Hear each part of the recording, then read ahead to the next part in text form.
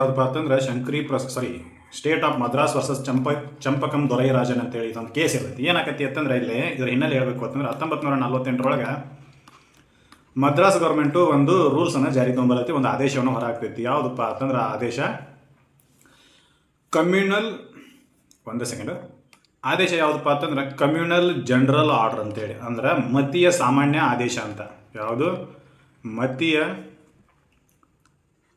ಸಾಮಾನ್ಯ ಆದೇಶ ಅಂತ. ಸಾಮಾನ್ಯ ಆದೇಶ ಯಾವಾಗ ತೊಗೊಂಬರ್ತಾರೆ ಅಂದ್ರೆ 1948 ಎನ್ಫೋರ್ಸ್ಮೆಂಟ್ ಮಾಡ್ತಾರೆ. ಇದರ ಪ್ರಕಾರ ಏನು ಮಾಡ್ತಾರೆ ಅಂತಂದ್ರೆ ಹಿಂದುಳಿದ ವರ್ಗಗಳಲ್ಲಿ ಅದರಾಗೂ ಕೆಲವೊಂದಿಷ್ಟು ಧಾರ್ಮಿಕವಾಗಿಯೂ ಮತ್ತು ಸೋಷಿಯಲಿ ಬ್ಯಾಕ್ವರ್ಡ್ ಇದ್ದವರಿಗೂ ಏನು ಮಾಡ್ತಾರೆ ಅಂತಂದ್ರೆ ಶೈಕ್ಷಣಿಕ ಕ್ಷೇತ್ರಗಳಲ್ಲಿ ರಿಸರ್ವೇಷನ್ ಅನ್ನು ಕೊಟ್ಟಿರ್ತಾರೆ.